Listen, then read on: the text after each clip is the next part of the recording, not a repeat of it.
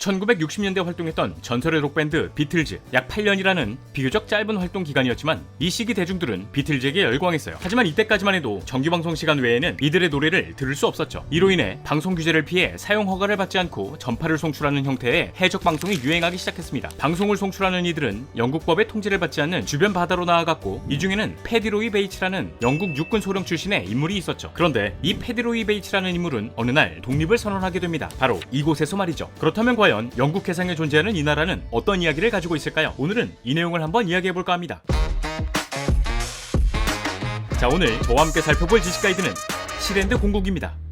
때는 시간을 거슬러 1940년대 초반, 세계는 유례없던 혼란스러운 상황에 직면해 있었어요. 네, 바로 2차 세계대전이죠. 이 중에서도 영국과 독일은 매우 치열한 전투를 이어가고 있었고, 영국은 독일의 공격을 막기 위한 하나의 방법을 생각해냈습니다. 다름 아닌 바다에 요새와 벙커를 짓는 것이었죠. 하지만 이때 지어진 시설은 대부분 국제해역에서 불법적으로 건설되었거든요. 당시에는 육지에서 3해리, 그러니까 약 5.5km까지만 영해로 인정되었지만, 아무래도 전쟁 중인 상황이었다 보니 영국의 입장에선 죽이 되든 밥이 되든 일단 독일의 공격을 막는 것이 우선이었죠. 결국 1942년 영국은 에식스주 연안에서 약 10km 떨어진 바다 한가운데 HM 포트러프, 즉 러프 요새를 건설하게 됩니다. 러프 요새는 약 550제곱미터 크기로 이곳에는 항상 150명에서 300명 정도의 영국군이 거주했고, 이들은 독일의 공격을 감시하거나 방어하거나 필요하다면 다른 작전에 동원되기도 했죠. 그런데 지난 1945년 제2차 세계대전이 끝나자 러프 요새의 존재 이유가 사라져버렸어요. 이제 더 이상 전투를 하지 않아도 되었으니까요. 결국 러프 요새에서 영국군은 철수하게 되었고, 이 시점을 기준으로 한동안 러프 요새는 아무도 찾지 않았지만 지난 1967년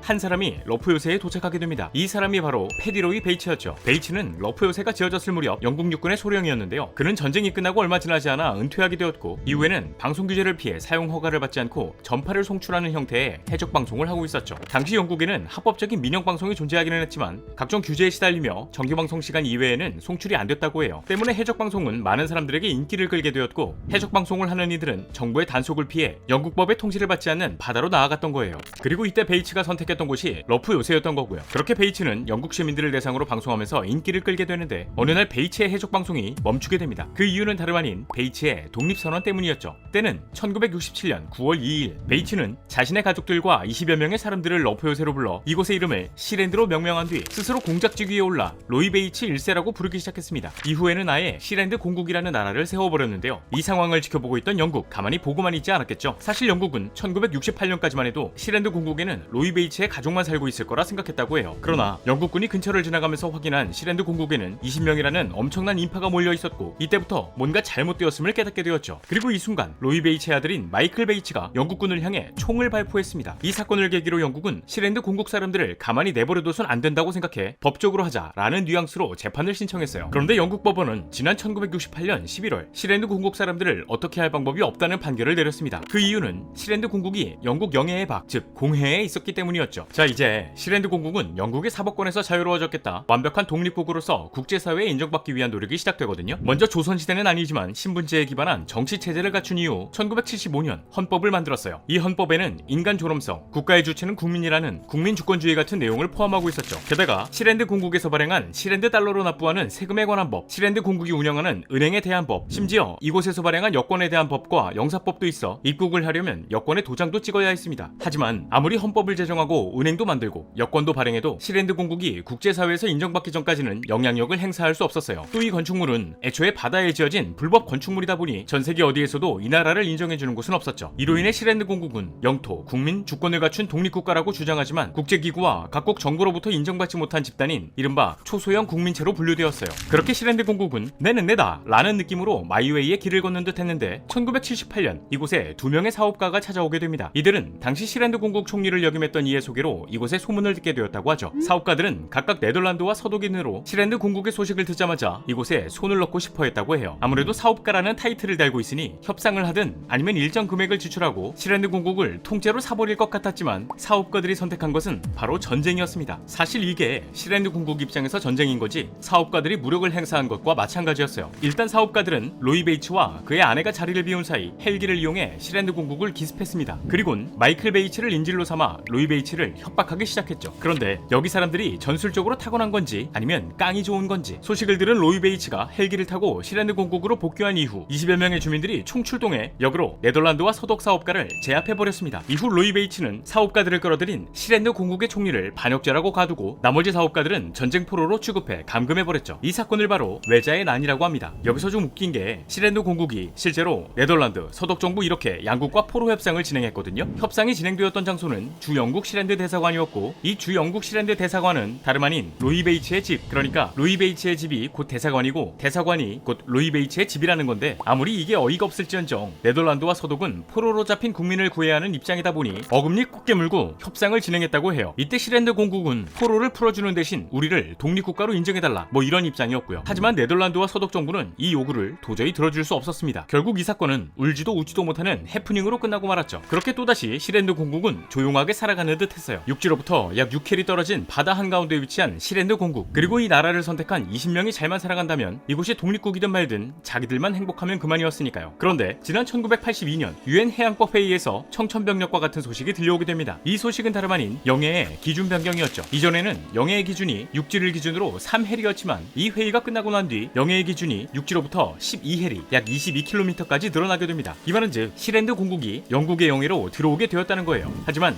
불굴의 시랜드 공국 이를 인정하지 않았습니다. 이후에도 변함없이 독립된 국가처럼 살아갔죠.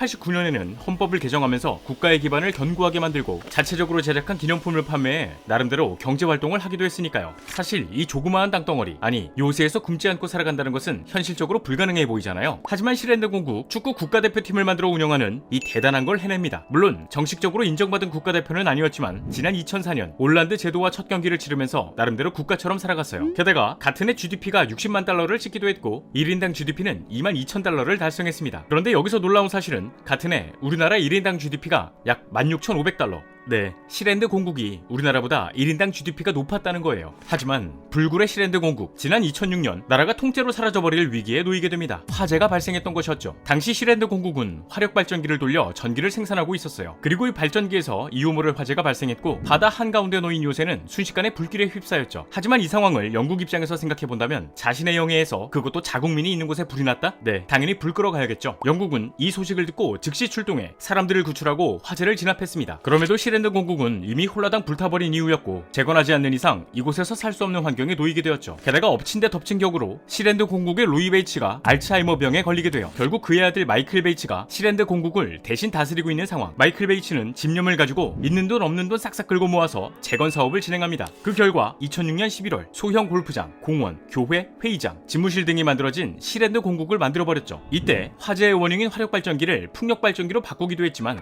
여기서 문제는 수중에 떠있는 시랜드 공국 수중에 남은 돈이 한 푼도 안 남았다는 겁니다. 그래서 이때 마이클 베이츠가 선택한 것이 무엇이었느냐? 바로 매관 매직. 조선 후기 세도 정치 시기 돈을 주고 관직을 사고 파는 매관 매직이 성행했었죠. 이로 인해 자격도 없는 사람들이 돈만 주고 높은 관직에 올라 사람들을 대상으로 수탈한 역사가 있는데 시랜드 공국에선 21세기판 공작, 백작, 남작 자귀가 거래되고 있습니다. 물론 자귀를 산다고 해서 사회적인 신분이 올라가는 것은 아니지만 이게 심심치 않게 거래 후기가 올라오고 있어요. 이 자귀를 사는 사람들은 대부분 이벤트나 친구에게 쓸모없는 선물 주기 뭐 이런 느낌으로 구매를 하는 것 같지만 2023년 7월 기준 공작 약 85만원, 백작 약 34만원, 남작 약 7만원으로 가격이 착한 편은 아닌 것 같아요. 그런데 이런 귀족 자기를 판매하는 것도 모자랐는지 2007년에는 시랜드 공국을 판매한다는 이야기가 나오기도 했거든요. 실제로 이때 우리나라에서 멀지 않은 일본에서 시랜드 공국을 아예 통째로 사버리겠다는 사람이 등장했어요. 결국 시랜드 공국의 역사는 이렇게 끝인가 싶었는데 이 일본인은 이내 교통이 불편하다는 이유로 구매하지 않았다고 합니다. 이후 시랜드 공국은 돈을 벌기 위해 귀족 자기뿐만이 아닌 여러가지 상품을 시장에 내놓았어요. 우표나 키링, 마이클 베이츠의 자서전 등 뭔가 기념품의 진심인 모습이에요. 홈페이지만 들어가봐도